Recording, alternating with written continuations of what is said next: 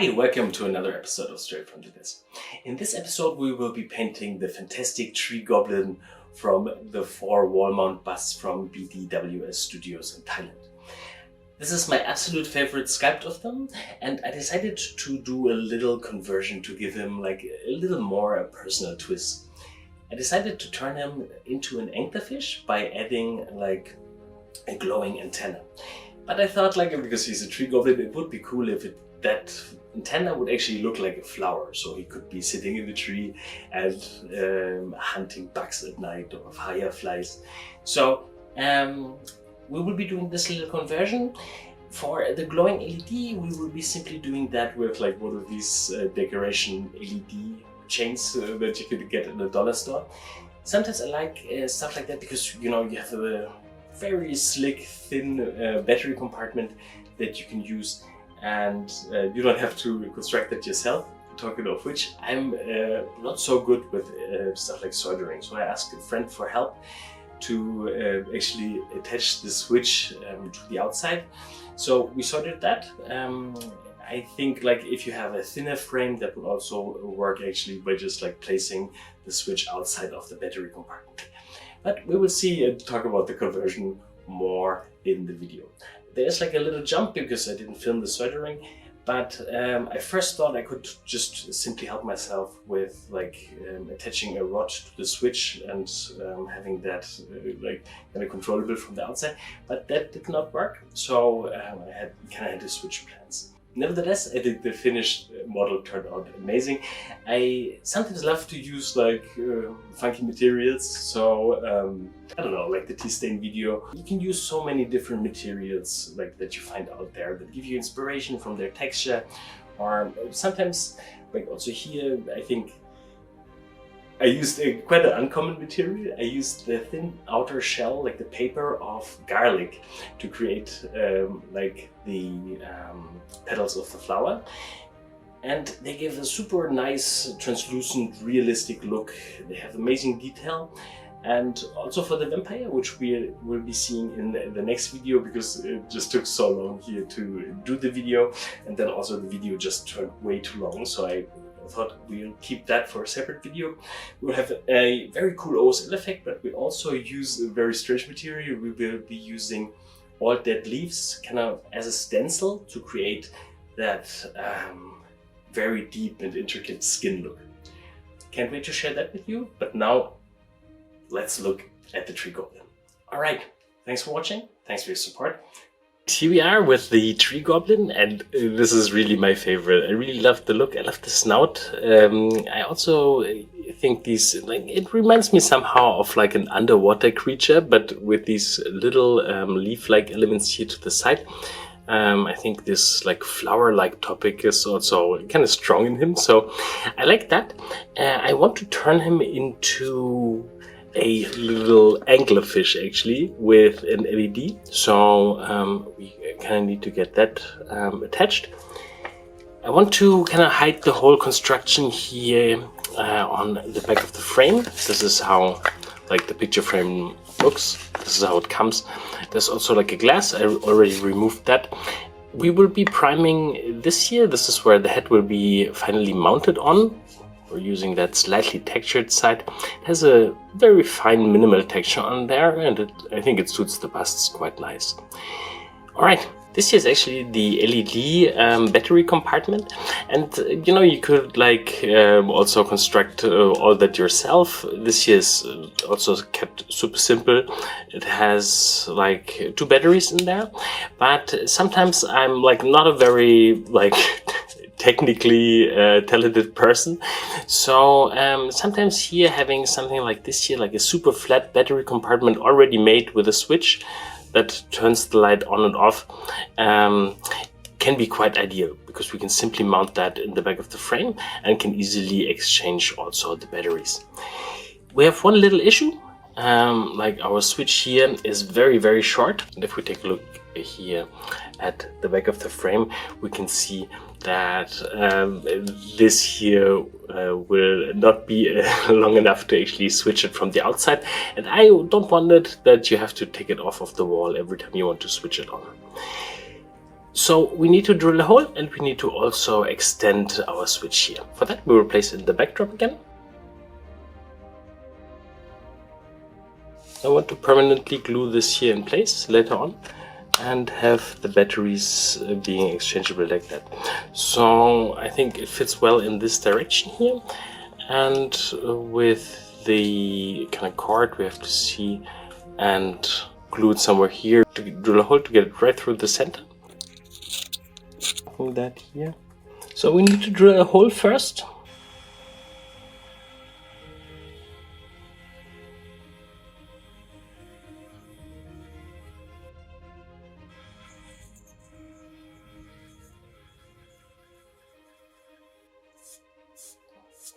Okay, I still need to widen the hole, but you can see I've used just a regular drill bit to widen it already a little bit to the side. I'm using a rose drill bit.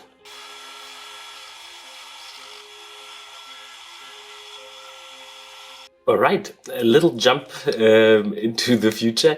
I went ahead and here actually after drilling the hole, I realized like with the prolonged switch this didn't really work because it was too flimsy and it was moving too much and it actually didn't really do anything to the switch. So I actually asked my neighbor to help me because I have no idea of soldering. So he helped me to actually take the switch out and attach it here with a cable so that we can like turn on the light, which you can see here. So cool. And you see we have like a little bit of extra cable to be able to maneuver it and position it around, but I fiddled that here and twisted the front of the LED switch a little. So you can see we just need to do like a little cut into the head itself, because I think I want to position it not just here at the edge, because that would be really looking a little bit too additive, and I really want to insert it here, maybe even like until the front here to the first little bump there on the nose. Maybe also just before. I will decide that once I'm dremeling into the head. Alright?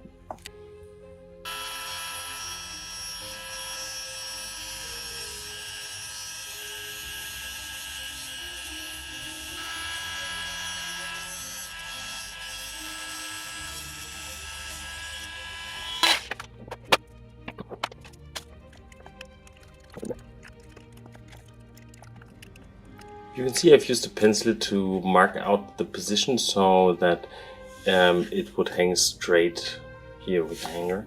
And the nice thing is, because it's wire, we can really nicely just bend it in a position and pull it out here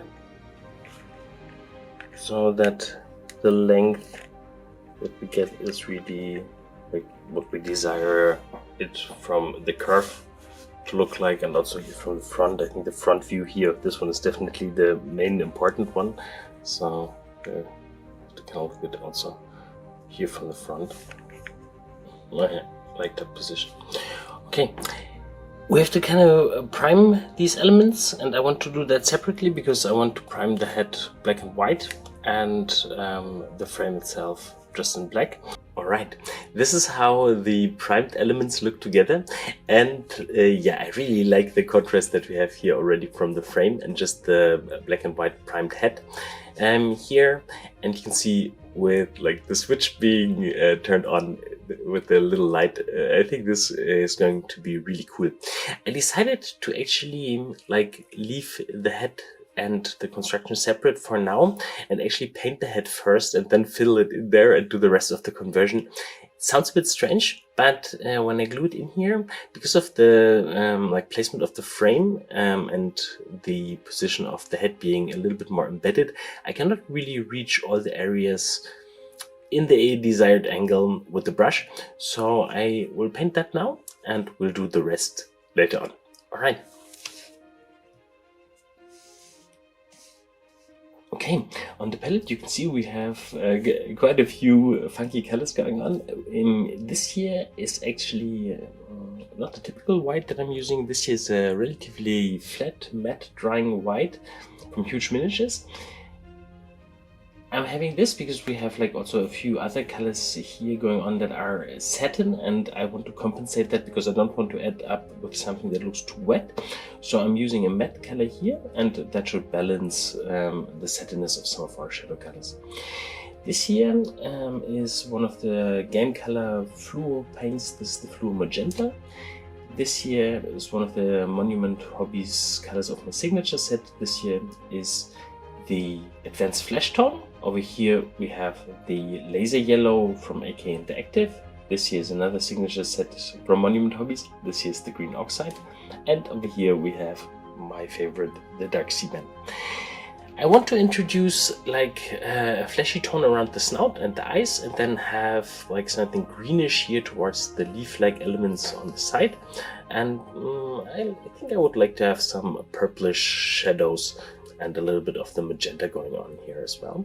So we will start with the fleshy bit, and we will do that from plenty of the advanced flesh tone and some of the white.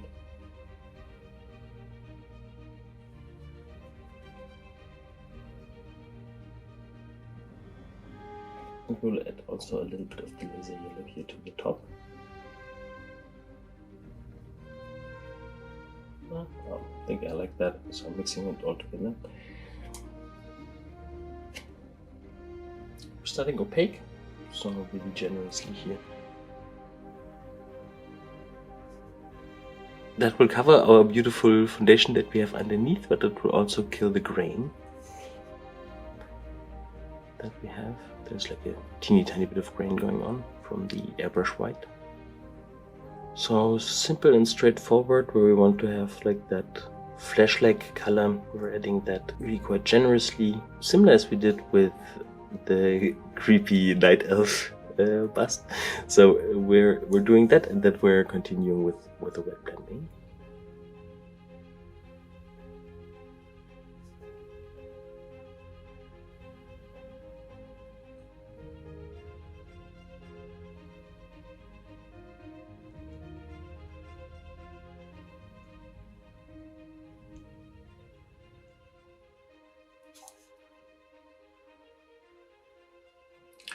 And you can see one thing here, other than with the swamp goblin, we're not pulling the light area here all the way down the throat, so we're going more for like a different kind of mask placement here.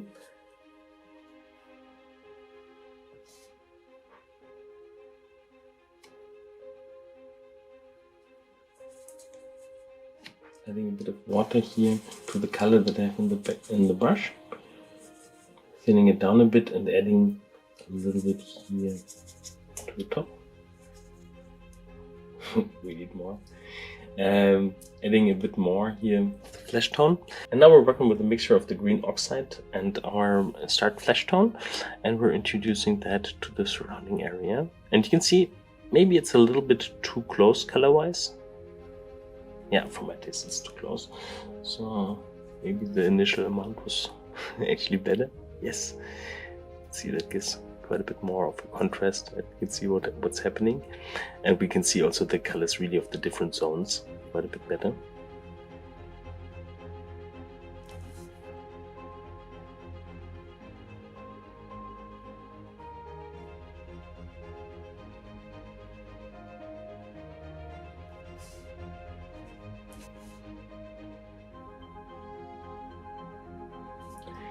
Adding a bit of the dark sea band here to the top,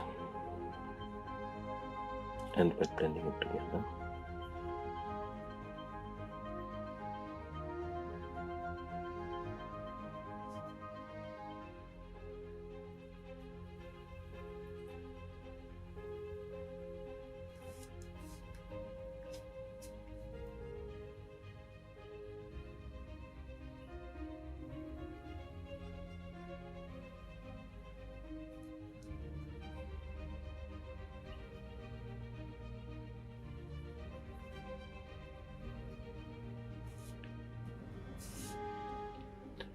So pulling it here a little bit under the cheek.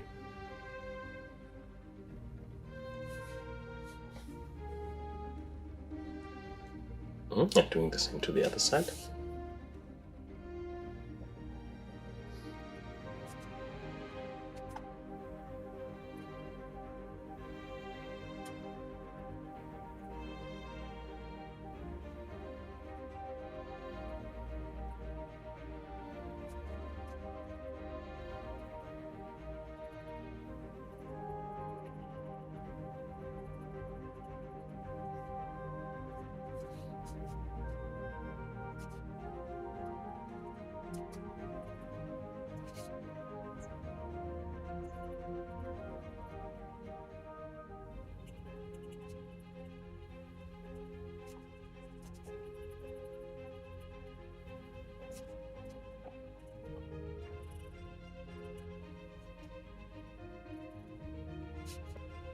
And you can see while like this area here is still drying, we have like a very hard transition between the two colors here of like the flesh tone and the green color. And I don't really want like a very soft blend or a long transition. I just want like a short transition between the two. So now I'm working here with a mixed tone of the two. First is a layer.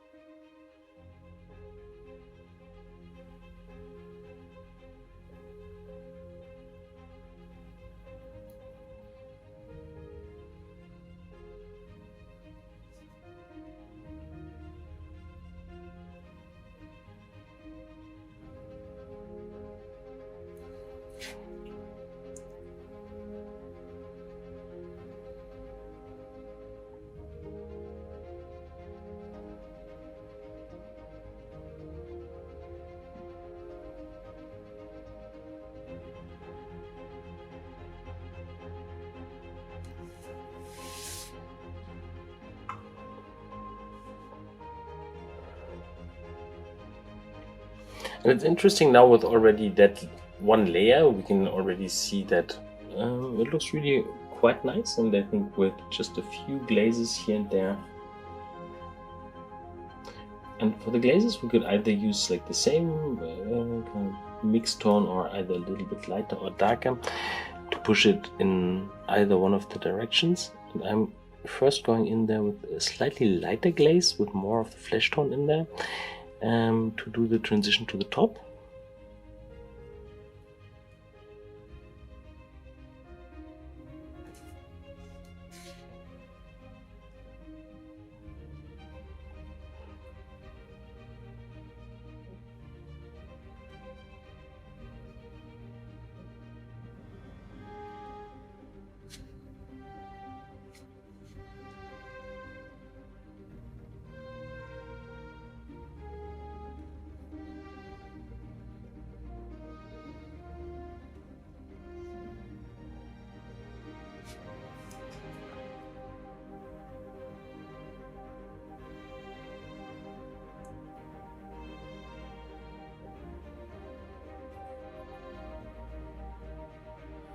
And once that glaze has dried, I'm continuing with a second glaze.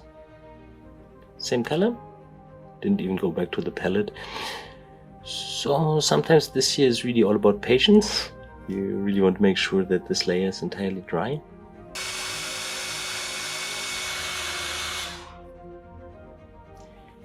And sometimes if you're not patient enough, the blow dryer can also help to really make sure everything is dry. But you can see how with just continuing with the same glaze gives us really quite a nice and soft result in actually no time. We'll continue and do the same kind of step to all the edges here.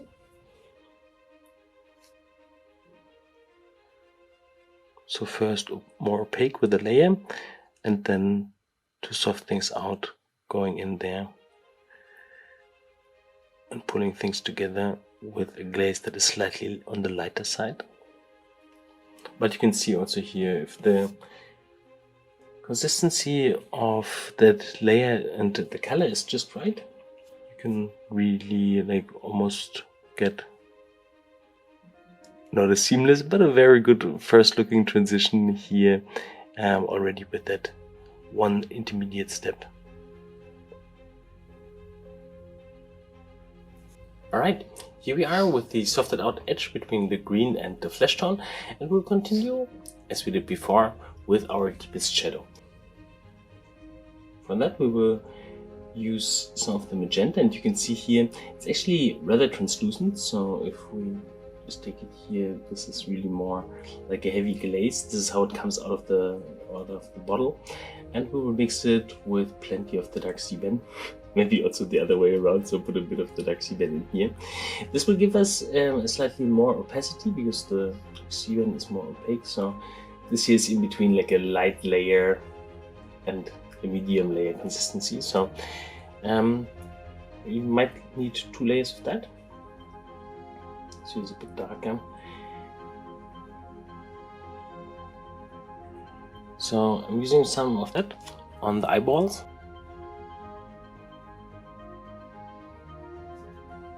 I'm just making sure it gives me a little bit of an outline later on. The eyes will have a different color, but I want the purple in here and also in here.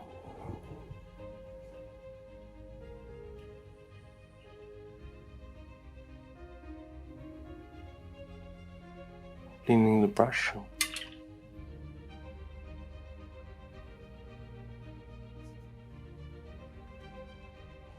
Pushing the purple back so it's really just in the deeper recesses here.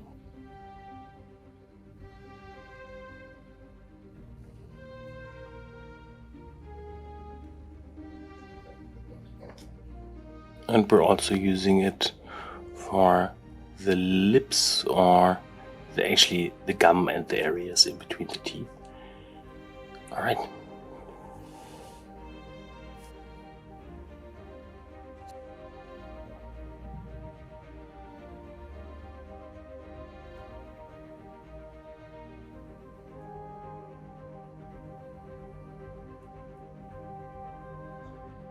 And I'm continuing with the second layer. Because we have such a low opacity, we definitely need a second layer to get like the purple really to a coverage where it looks okay. That thinner opacity of the paint will actually later on for the shadowing process will actually be quite a benefit. So now it might be a little bit annoying that we have to go back into a second layer. But later on for the glazes, this is actually kind of like a good property that we have. I just cleaned the brush, and because the brush is a little bit moist, it thins down the paint a bit. And while we're letting that dry, we can place a little bit of the shadow in here.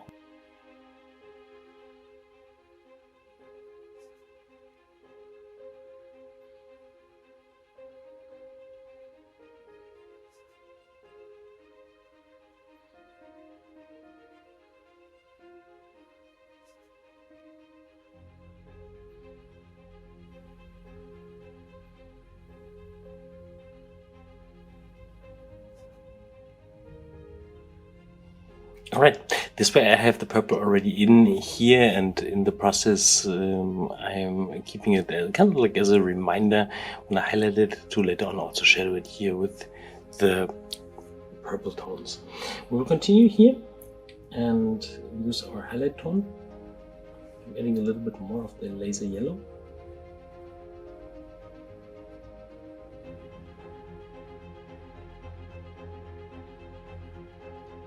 Some white. I'm just adding the white in the tip, and I'm starting to pick out these smaller volumes here.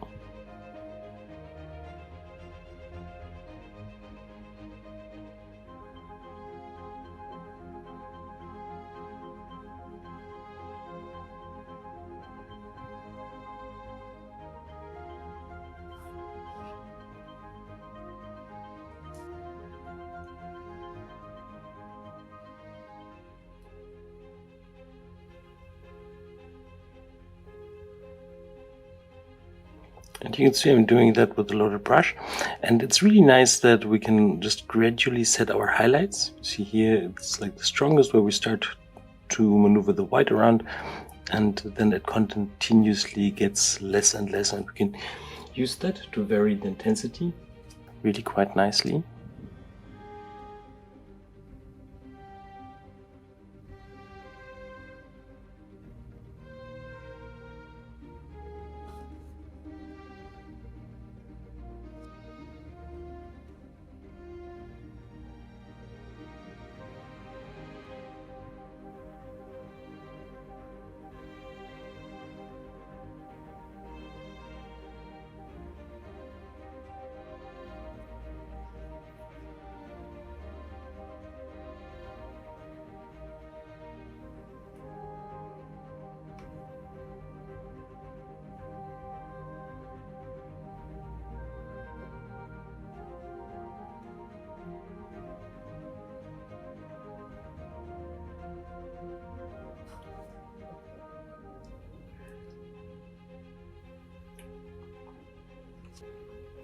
All right. As the highlighting process here will take a while. I'm pretty sure we can show some of that in a speed up. I'm doing most of the work here with a loaded brush, and I'm really trying to pick out all the small different volumes, and keeping in mind that I still need like my overall reflectivity to kind of work out in the end.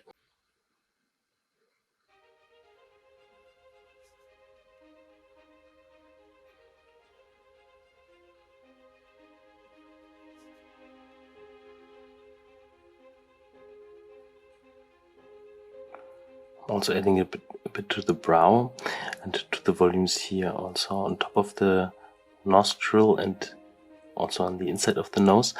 And I'm doing that to kind of see if I'm still in the right kind of level of contrast here with my highlights.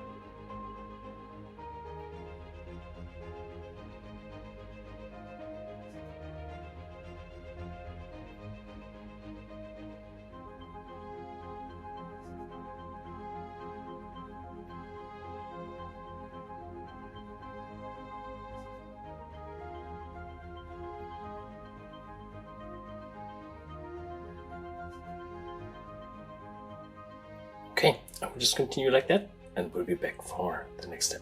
Alright, okay, so far so good. You can see I continued a little bit here with more detailed highlights, and that is what we'll do here as well. For that, I've mixed a little bit more, like a generous amount here of our highlight color, and did that from the base flesh tone, a little bit more of the laser yellow and some white.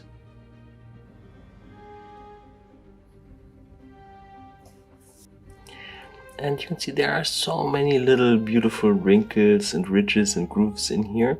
And if we would just like pull our highlight all across them, we would really kind of lose them. So here in this step, I'm trying to use that more opaque highlight color and emphasize those beautiful lines.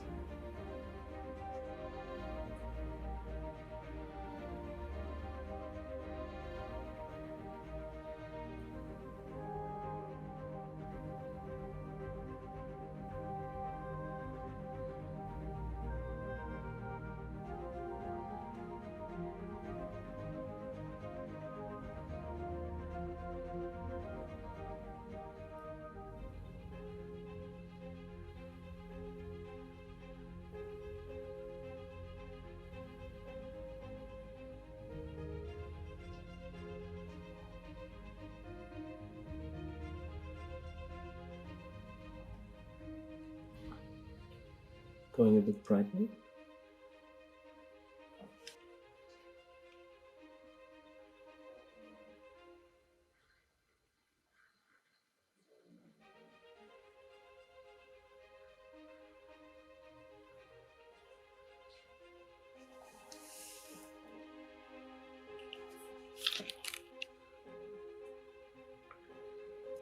Going in a bit thinner.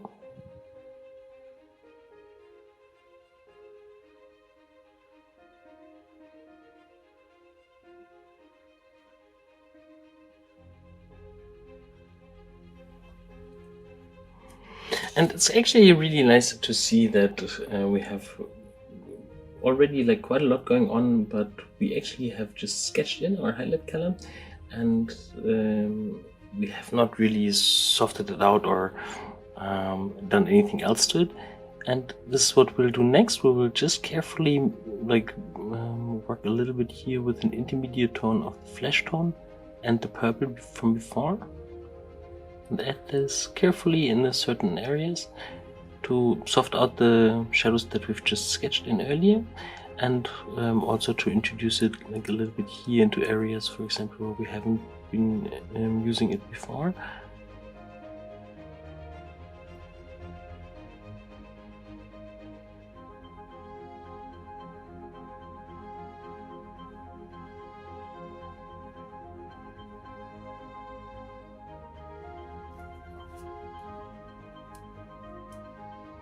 Having that color in the back of the brush and some of the darker shadow color here in the tip of the brush. So you have a little dab here.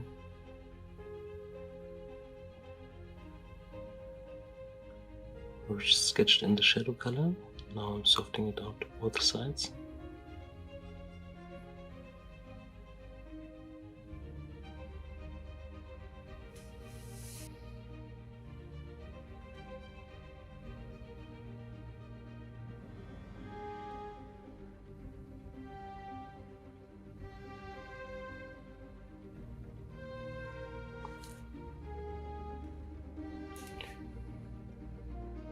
Just glazing it a little bit here in the transition area.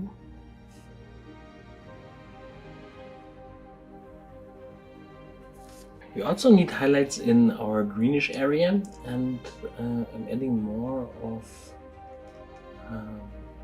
the green oxide and a little bit of the flesh tone here.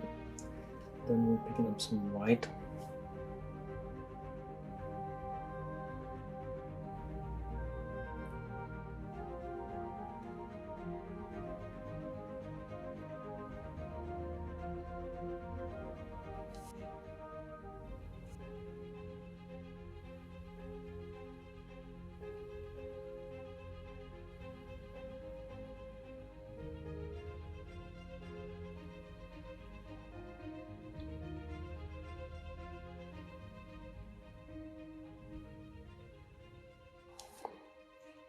And I love that moment here when we start to add also the highlights in the green area.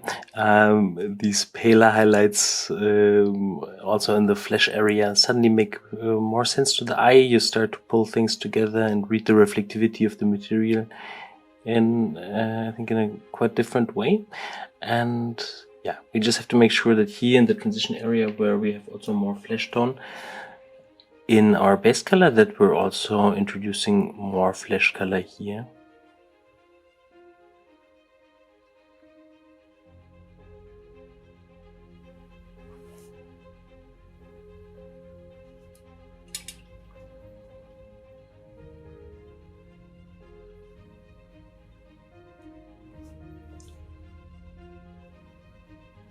And then again more with a purer green and some white here on the greener cheek.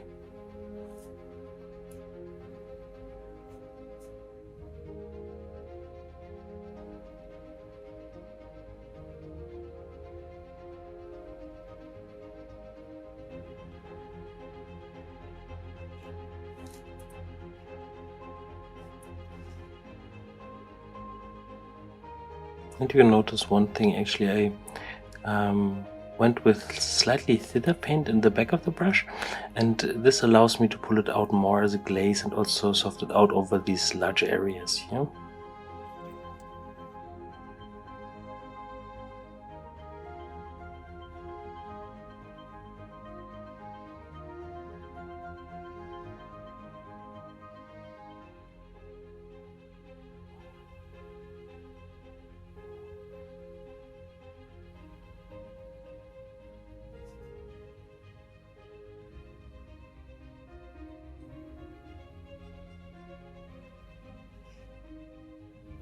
Working with a bit more of the dark sea-band here in the back. Later on I want to also go in and add a few greener tips here for the leaf-like elements, but as we softened it out here first with the dark sea-band, this is also what I want to do here for the highlighting process for now.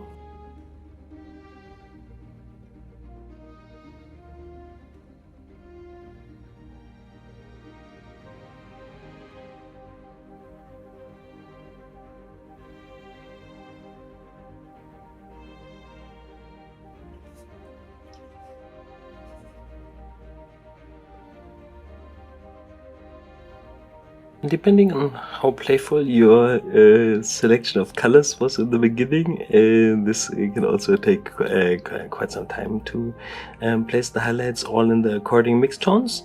So here we have like still a relatively simple setup.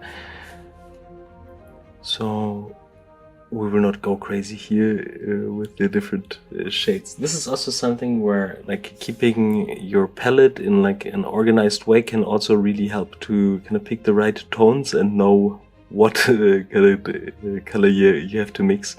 If your palette is all over the place, this can be really hard to actually grab the exact same tone.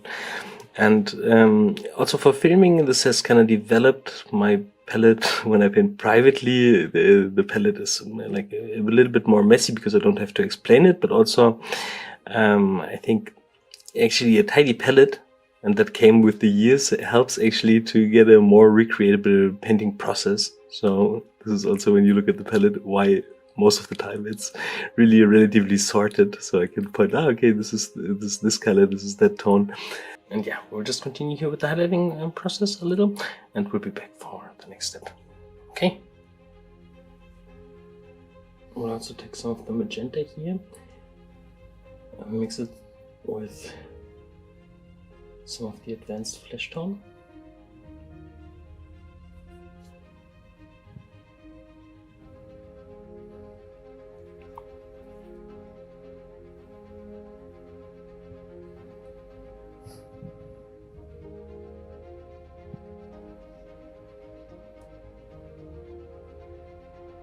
I'm using that in the nostril and also a little bit here around the eye.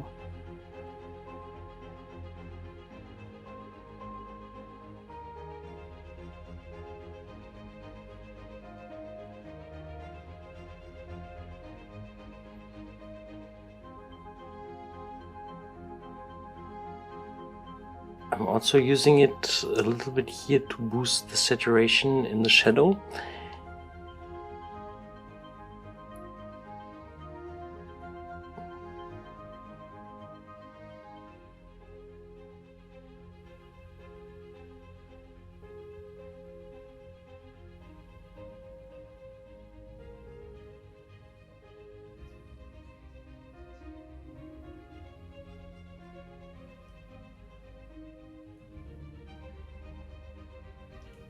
Thinning it down a bit.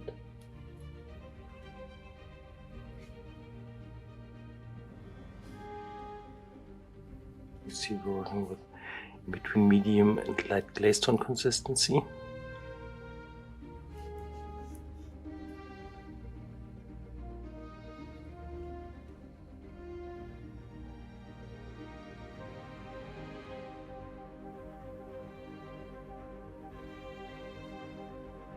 Glazing it also here to the lower lip a little bit. Continuing with that color in the back of the brush and some white on the tip for the highlights on the lip.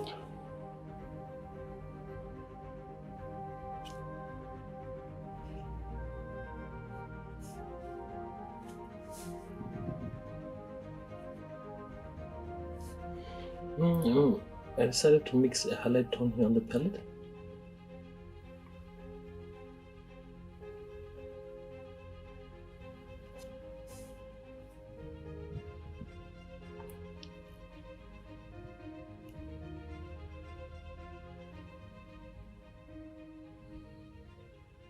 This way I can just dab in like the textured line here for the lip.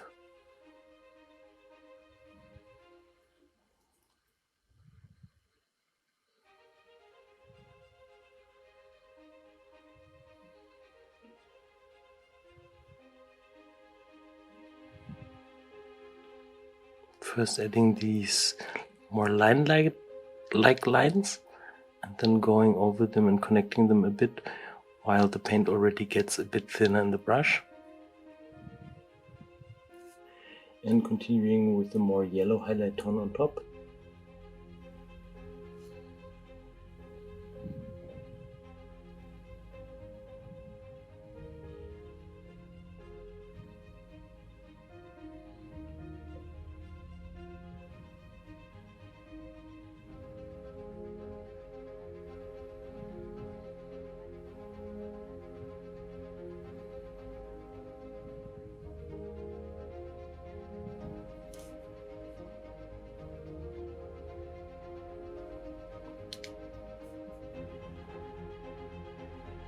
where we're here in that area, we're also detailing out the other highlights.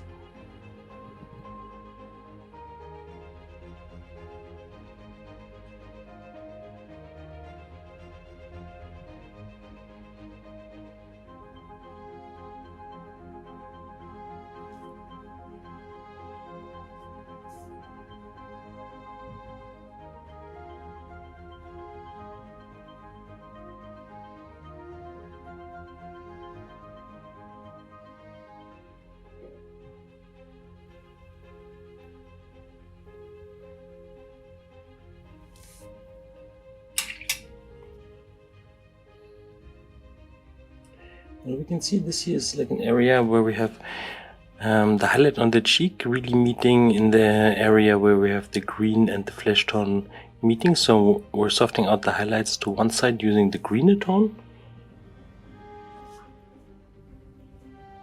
And a little bit of the intermediate color in between. And then the rosy color here down the cheeks.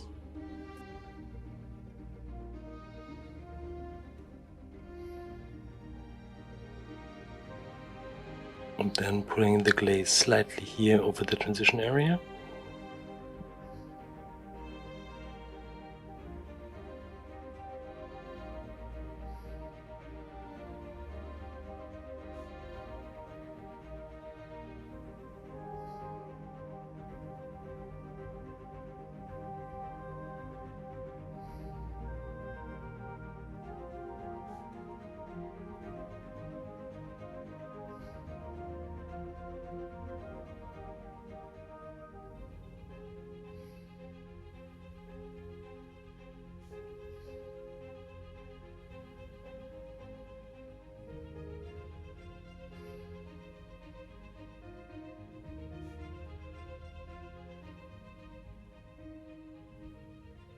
Here where we have more of the kind of scale-like or wart-like, it looks a little bit like what you would have with a toad or so. So on that area here we're also working more with depths of highlight and trying to do smaller, more circular motions with the brush.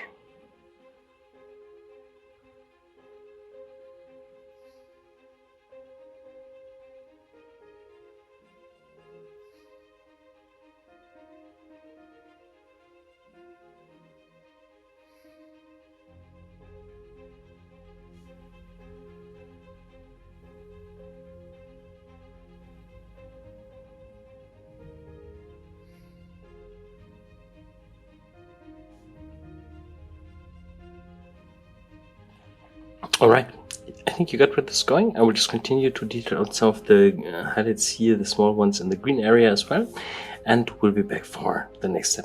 Alright, you can see I've added a bit of the contrast color whitewood here to the back of the palette, and we will be using that to outline the teeth.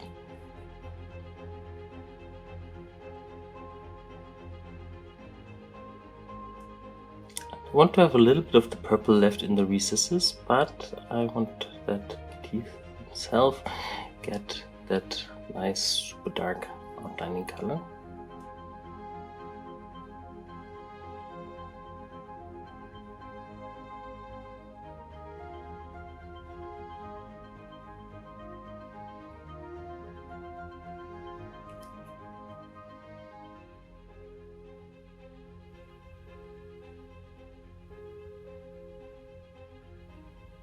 Okay, we continue with the base color for the teeth.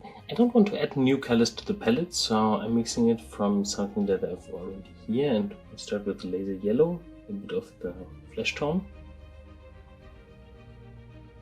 some of the dark sebum. That was a bit too much. Adding a bit of white.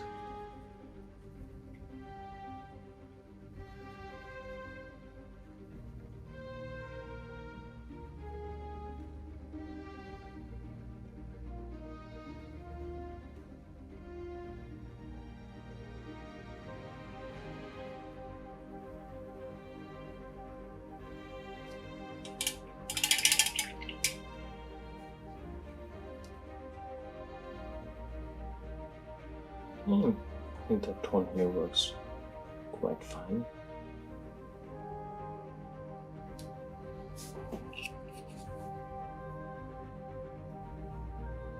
I'm actually turning the model around so I have better access here, and this way I can like really nicely get the paint all the way to the gum.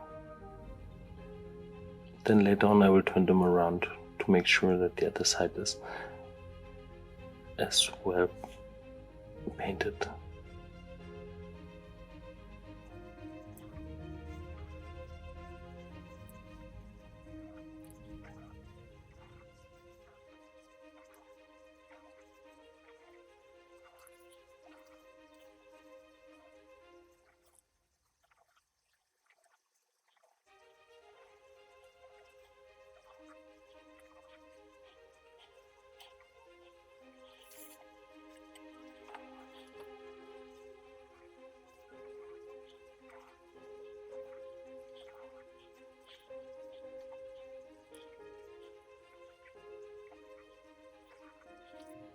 And you can see quite nicely how the color works really well. And even though we pushed back the purple quite a bit, first with the contrast color and then also now with our like mid-tone of the teeth, but you can see that it's still present and it still helps to kind of also influence the ambience of the figure. We will now continue with the slightly lighter shade here, between a bit of white on the tip.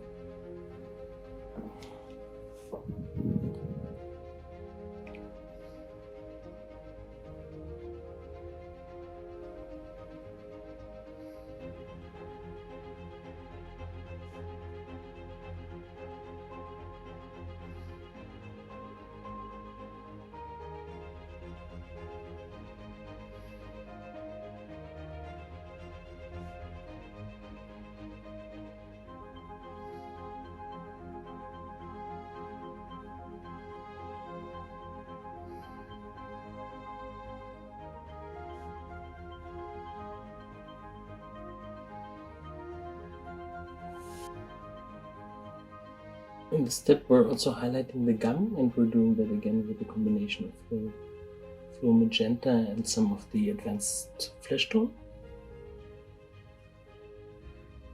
And some white on the tip.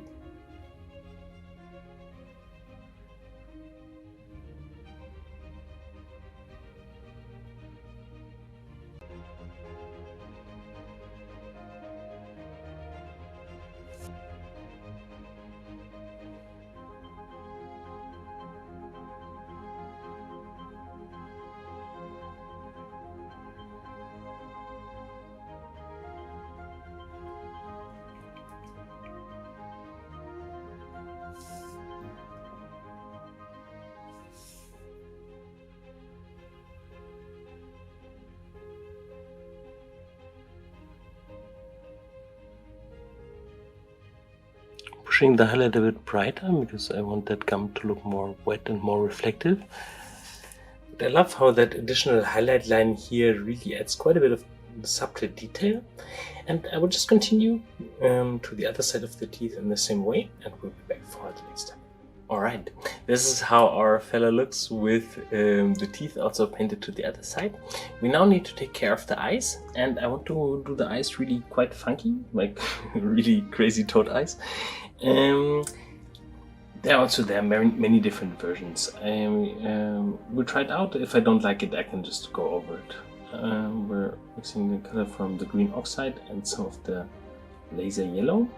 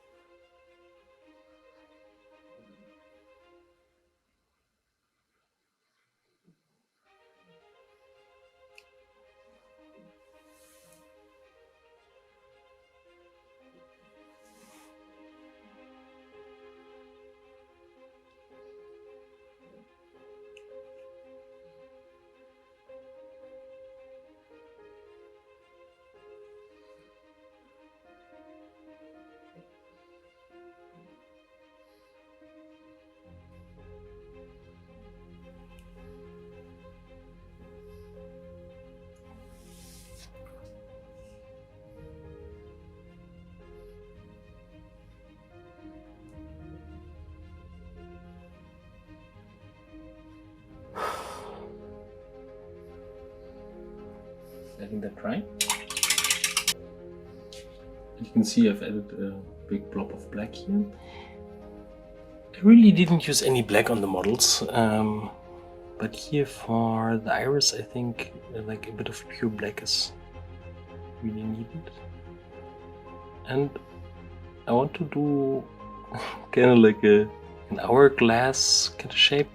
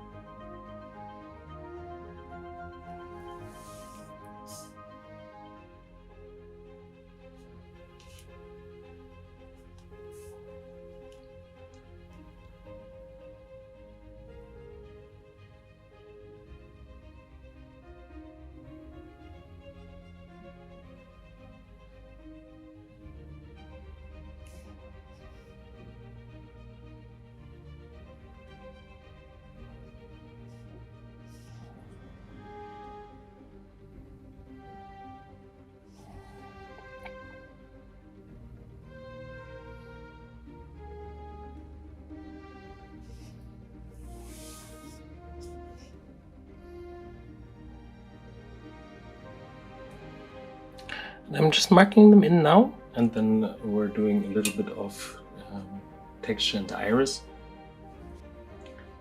For the iris texture we will just take some of our base color, a bit more of the laser yellow and also a bit of white.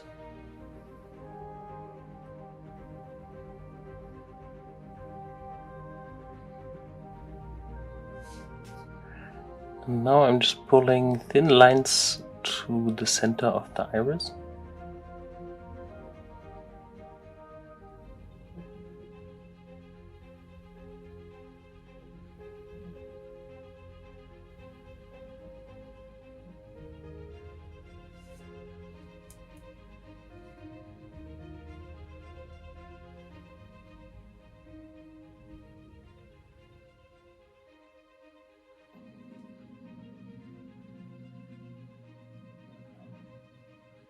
Adding a bit more white to brighten it here to the top.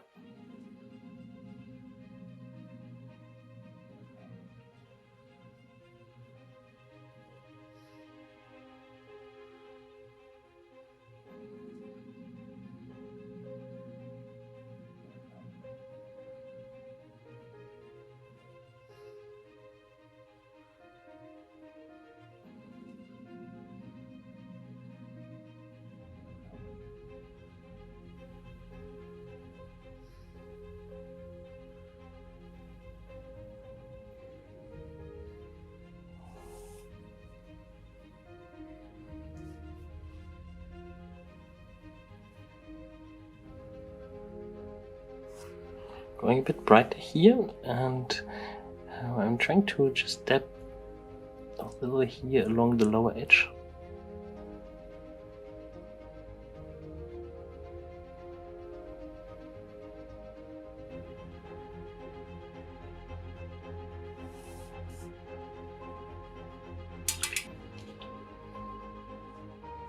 Grabbing a bit of black.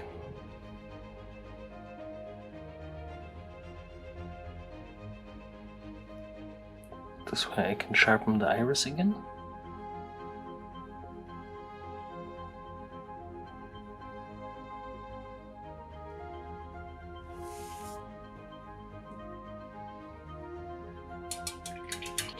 And I want to paint like quite a strong bright highlight just here on the top.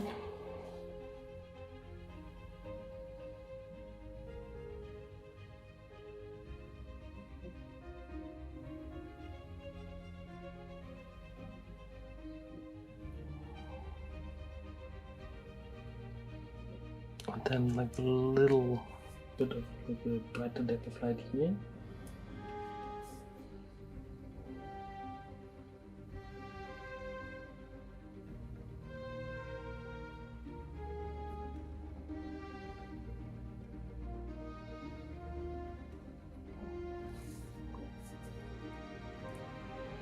Then dabbing around the highlight a little bit here to feather it out a bit.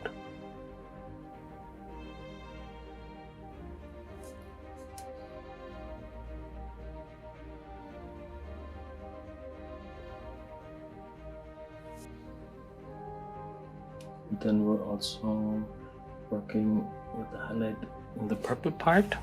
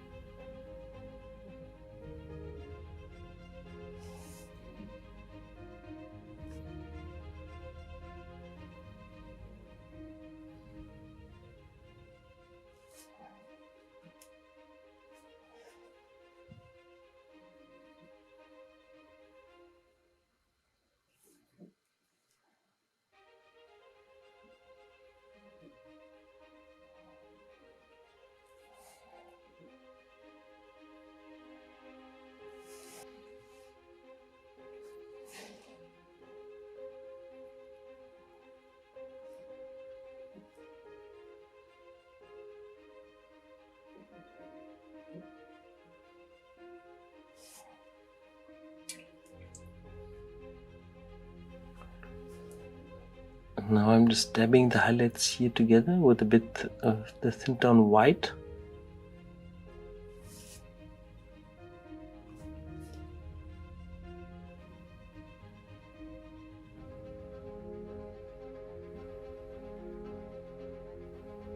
You can see I'm trying to do like small little dabs here, also to kind of sparkle it up a bit.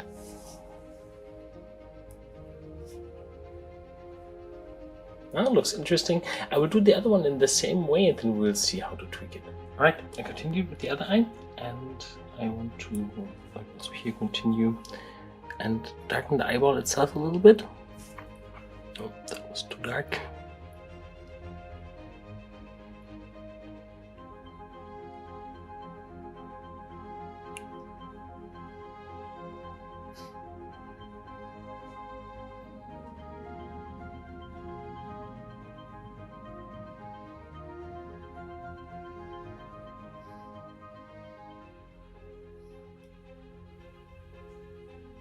And I want to continue with a little bit of like a lighter purple.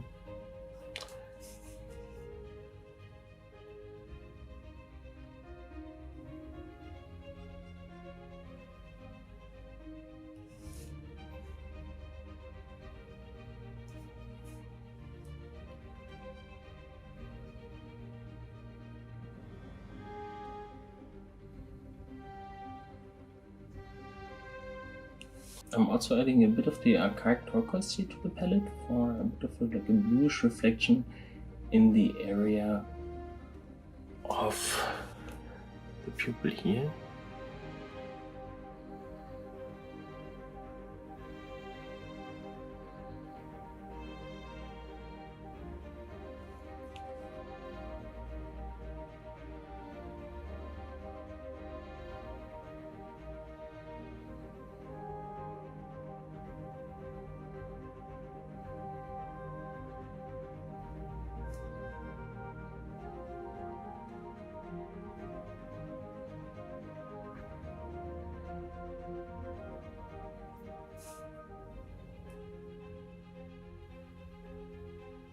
And now I'm softening it out here a little bit with the white highlight. Just minimally.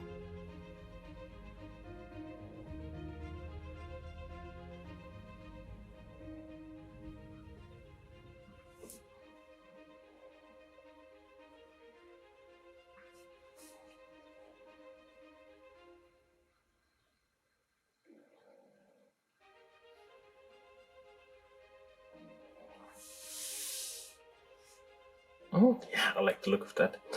Alright, let's place him on the base to see how he looks for now. Okay, this is how he looks on his little frame base. This is how it looks when we turn it on. And I like the look so far. I think we it would be still good to have like a little bit more color variation going on. I want to add that next, but let me clean the palette for that. All right.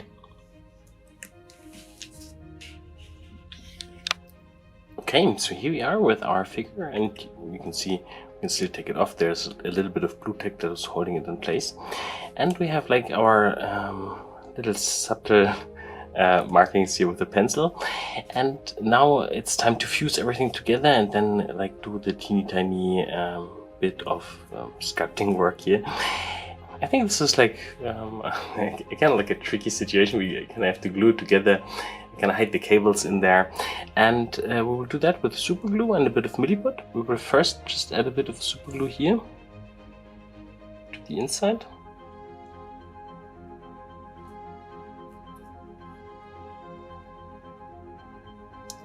And also a little bit here to the sides.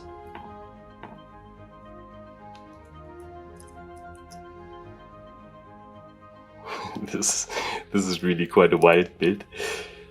Now I'm taking out the cable a little bit and pressing it here to the inside. And also pulling the antenna here. When we're happy with the position, we're using some super glue accelerator. And you can see now we have like our cable in here. And I've mixed a bit of milliput.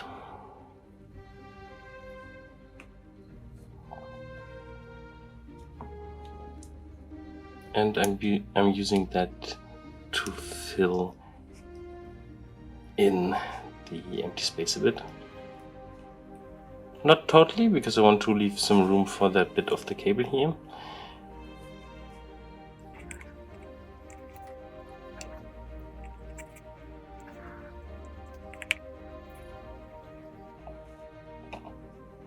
A little bit more here to the center.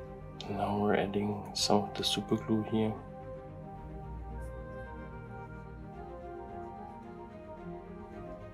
I'm leaving a little bit of distance to the pencil marking because I don't want the glue to be oozing out.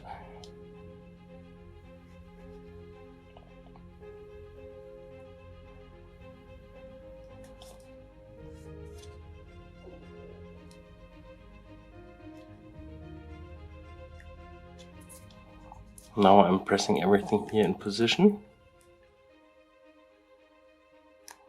I'm really happy with the position on how it sits here. I want to also kind of finalize the position here and the curve of the antenna. I like it like that, how it is now, how curvy it is, also down there from the position. And also here we're using a bit of the super glue on a toothpick, and we are kind of coating our cables here carefully with it. And hopefully that is already enough to kind of fuse everything together and make it look like we have one organic antenna here. Okay, we'll also cure that with the accelerator. You can see in no time this is already dry and we can touch it. I want to fill that gap that we drilled in, also using the milliput.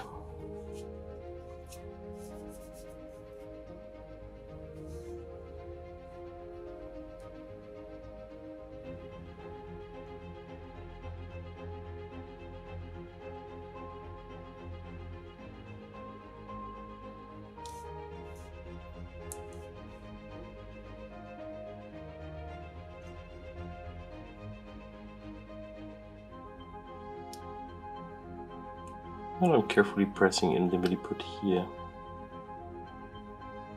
on the edge.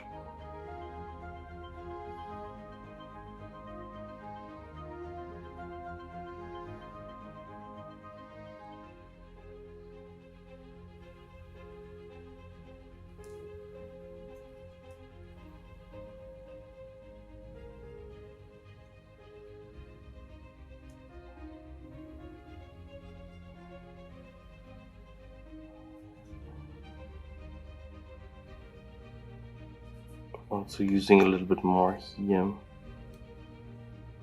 towards that little lump. yarn, and now I'm using a small silicone shaping tool to press it in place.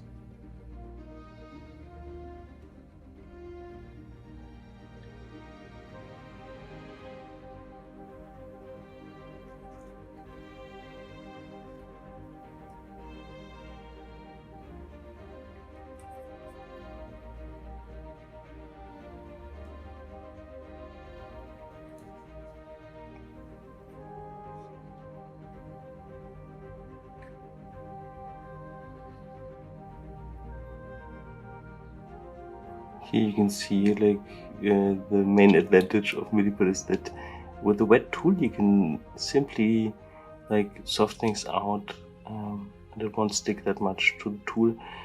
So because it's soluble, you know, like clay, water soluble like clay, you can easily like push it around and soft it out and get like a really smooth transition here to the existing parts. Alright, we now have to let it dry. And because this is a tree goblin, I actually want to have this here on the top looking a little bit like a flower. So as if he would be sitting in the tree and hunting for his prey and attracting them with like a glowing flower. Maybe he's going for some of the fireflies or so. And we will be doing that using something quite funny. We will actually be using the thin outer skin of garlic. It's almost like paper, and the interesting thing, it's somewhat translucent. So you can see if we place it around here, it might create like a super cool effect. We will do that once it's painted. So maybe we will just cut them in shape now. You can see they have a super beautiful kind of texture or marking, and I'm trying to use that also, or pay attention to that in the way of how I'm cutting the leaves.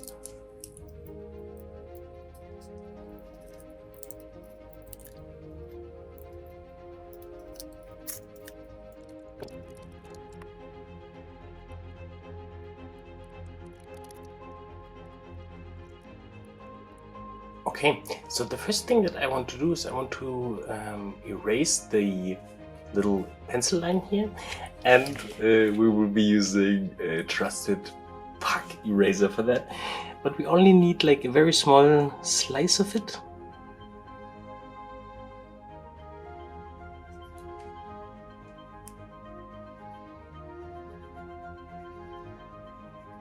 And I'm using the X-Acto knife to carefully erase it away here.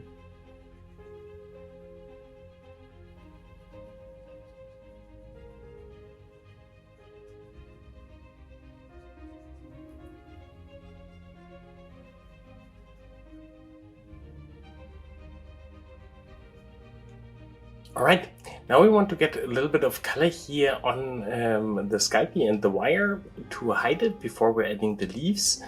And we'll do that. You can see I have a refreshed palette. We have the white from Huge Miniatures. Here we have the Monument Hobby Signature set Oxide Green from my set. Here we have the Advanced Flesh Tone, also Monument, also my set. Here we have the AK Interactive Laser Yellow. Here we have the Fluo Magenta from the Hero Game Color range, from the new ones. And here we have another signature color. This here is the Dark Sea Pen. We will start with the Dark Sea Pen. We mix it a little bit with the green oxide.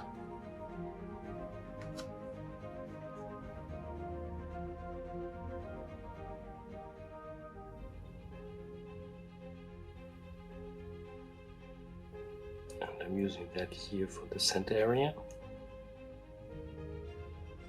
I'm adding a bit more of the flesh color here when we go down.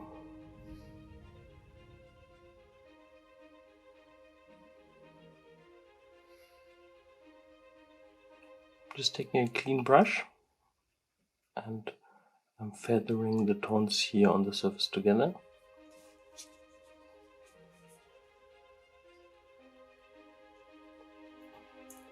For the top here, I'm refreshing it a little bit with using the dark sea pen actually here for that.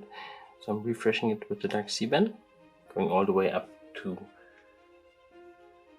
the translucent bit, and then picking a little bit of the magenta, which, if you remember, is also translucent by itself.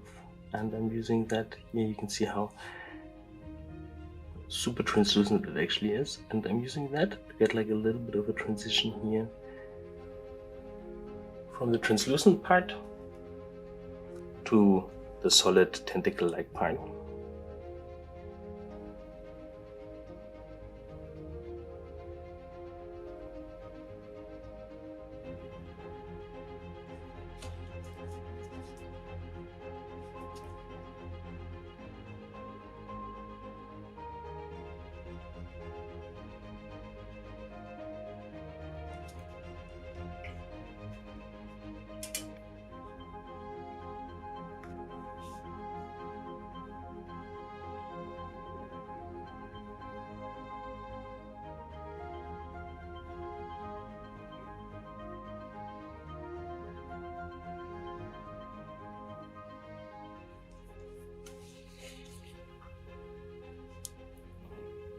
Okay, I don't know if the camera will catch that, but I'm trying to paint like a few veins on that piece here to also indicate that it's still organic, because like, in the end it will look quite flower-like, but I want to make it clear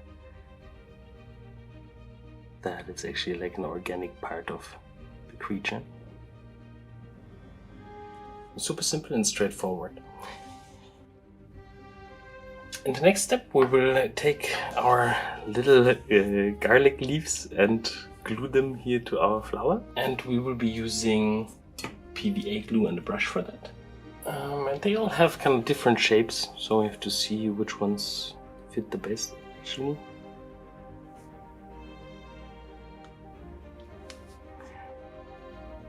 And I'm adding a bit of PVA here to the lower side to test the first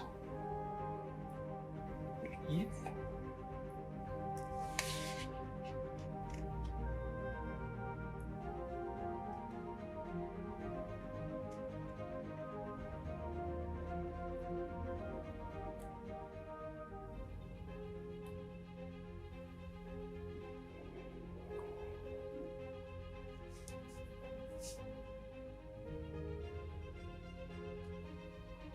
The nice thing is the PVA kind of makes the garlic paper a little bit flexible again.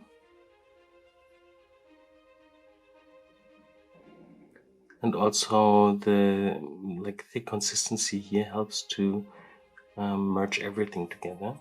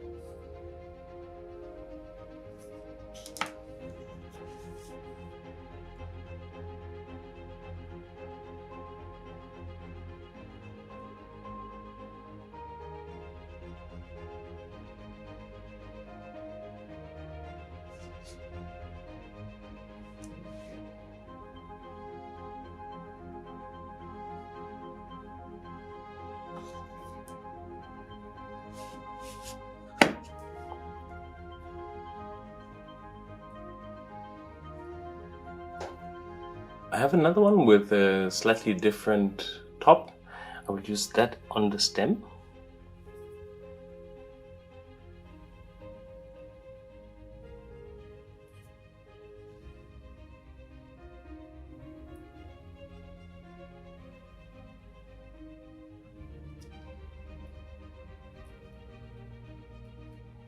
You can see I'm soaking it a little bit with thinned down PVA, and this way the garlic paper gets more flexible, and we can nicely like maneuver it around.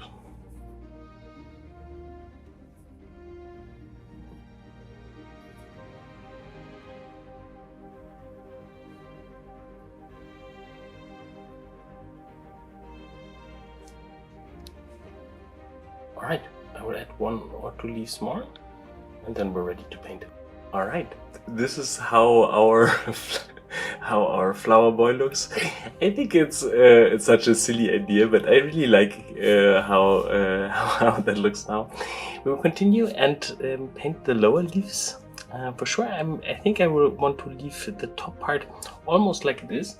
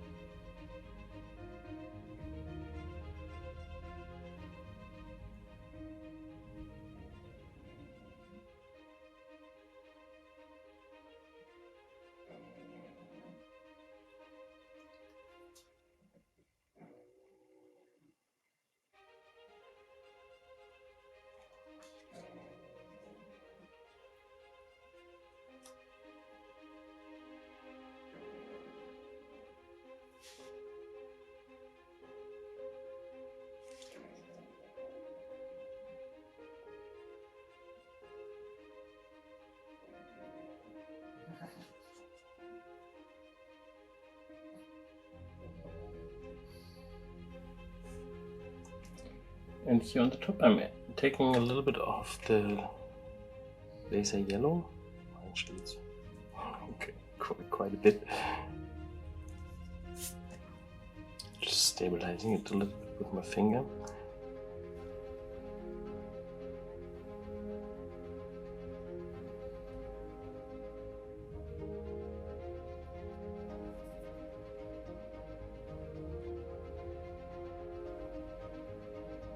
Using the same kind of greenish tone that I have in the brush now for these little ones here, but more just on the top.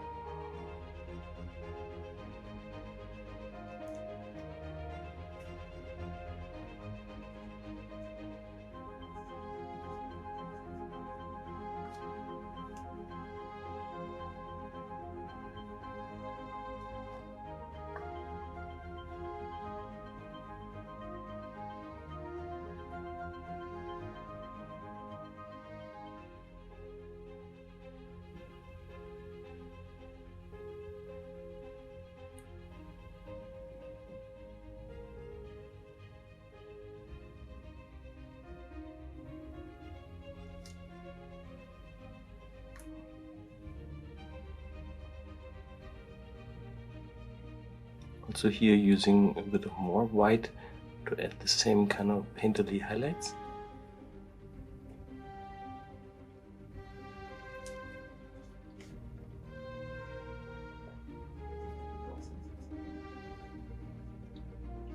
Adding a bit more laser yellow here.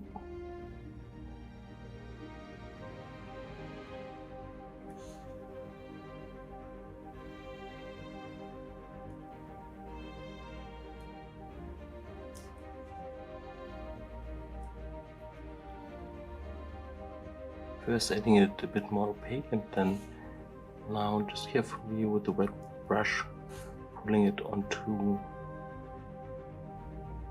the leaves here.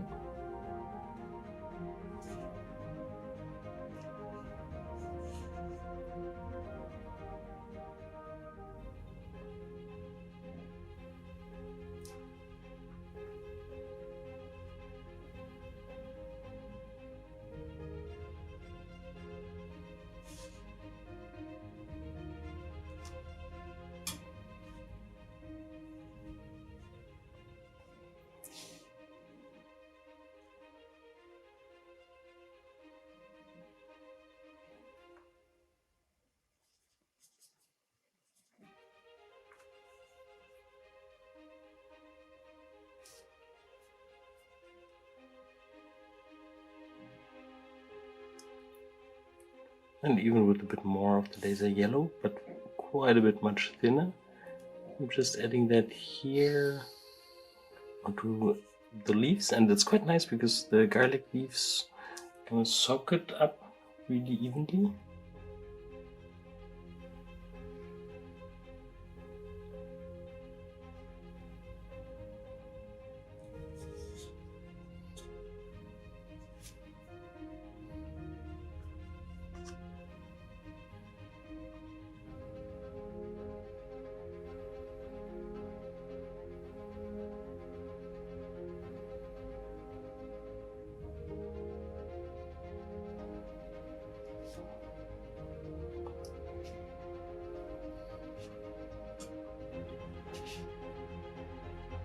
Also adding a bit to the inside here.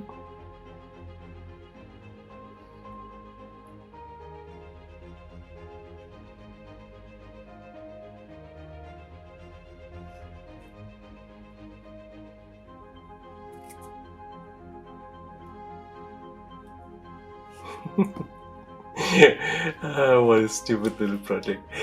I love that so much. Alright, I really like the look of him now. I think like the last bit of color variations here to like these kind of leaf-like elements will add like the last final touch. And you can see I've rearranged the palette for that. Here we have some of the dark sea band from the signature set. Here we have some of the laser yellow from AK. Over here is another signature set color. This here is the dark burgundy, and over here we have also another signature set color. This here is the green oxide. And we will be mainly using the laser yellow and a little bit of the dark burgundy, and we will be using that in like a glaze-like consistency. So let's see if we compare it here. It's really translucent and you can see like really well through it.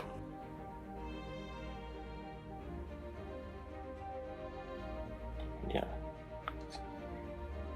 The interesting thing is because like the yellow here overlaps with the dark sea band that we have underneath, we create like a really nice popping green tone.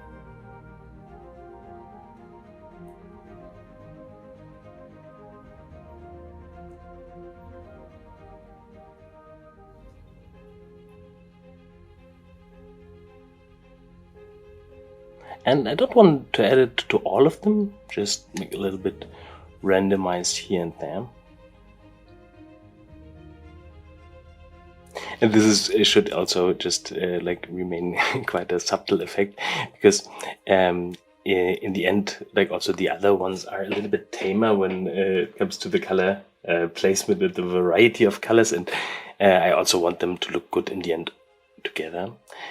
And now I grabbed a little bit of the dark burgundy, and I'm adding that here also to some of the shadow areas as a little warmer variation in the shadows.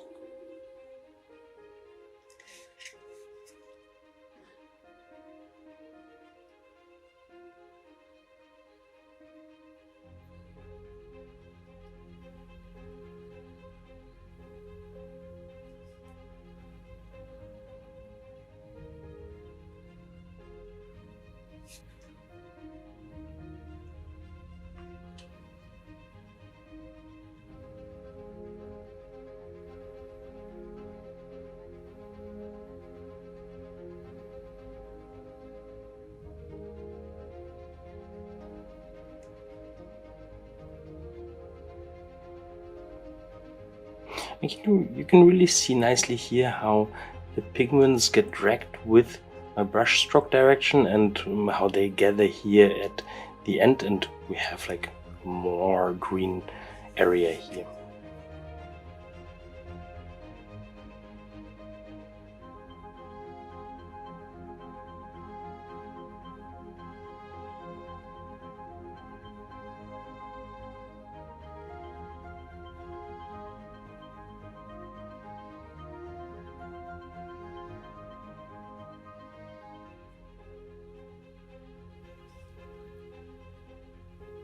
Yeah, I like that a lot.